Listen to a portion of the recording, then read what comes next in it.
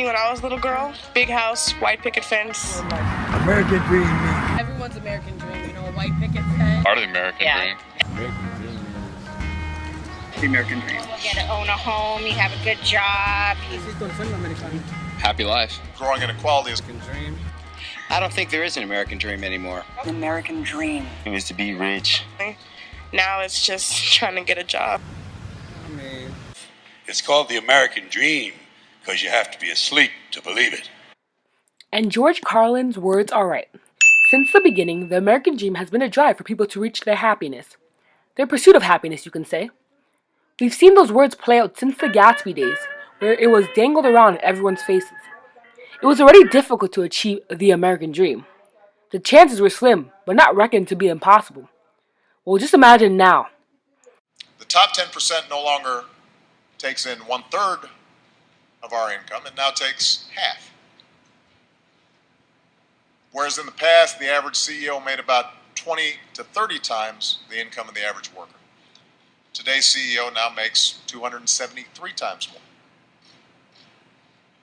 And meanwhile, the family in the top 1% has a net worth 288 times higher than the typical family. And that's just it. The high class want to continue to be on top, on the pinnacle, making it much harder to achieve this American dream we speak of. The American dream which people believe will bring them white picket fences, a luxurious life, but have no idea as to how they would reach it.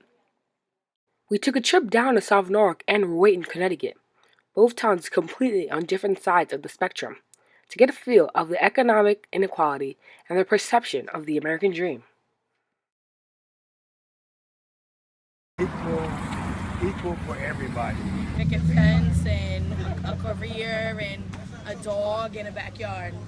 Probably just being able to do what you want and having freedom and I don't know, just being happy. Imagínese que uno lo más que querría es tener papeles, ¿no? Pero algo que creo que no, eso es un sueño inseguro. Watching a ball game. Life as you see it is different for both towns. Whereas in one town, one must work countless hours to put food on the table. I do about 40 hours. 40. 25 hours, roughly 35. That's 52 hours. 50, 52. And about 30 hours a week. In the other, they're already accustomed to the dream and do not have to struggle to achieve it. I'm a retired nurse. Oh, a nurse. Did you want to be a nurse or something in the medical field? The gap between the high and low class has not allowed for an easy journey. The higher class just continue on getting richer, leaving the low class in a mutt with nowhere to go. But maybe that's how society wants it to be? They own everything. They own all the important land. They own and control the corporations. They've long since bought and paid for the Senate, the Congress, the state houses, the city halls. They got the judges in their back pockets. And they own all the big media companies, so they control just about all of the news and information you get to hear. They got you by the balls. They spend billions of dollars every year lobbying to get what they want. Well, we know what they want. They want more for themselves and less for everybody else. But I'll tell you what they don't want.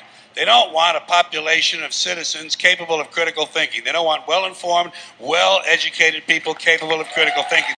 The government plays a major role in the economic gap. Of government dependents who for far too long has doled out welfare checks and public assistance as though it were really providing resources for people, and that only denies them their ability to rise to their God-given potential. But look, the notion of the idealized American dream we've all been taught was never meant to be a dream for everyone.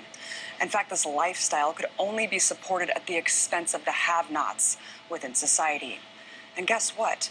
People have finally started to wake up to the fact that the American dream is nothing more than an antiquated concept. In fact, according to a CNN Money poll from just this month, a ton of people say the dream is dying.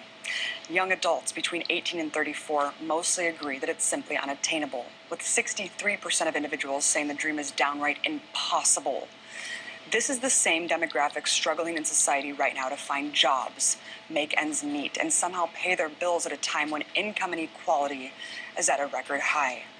In fact, the level of income inequality measured in each of the U.S.'s 435 congressional districts is so high, America now ranks among the most unequal countries in the world. Well, definition has changed for me over the years. If you want to modernize The Great Gatsby, don't just show the rich exploiting the poor, show the rich eating them.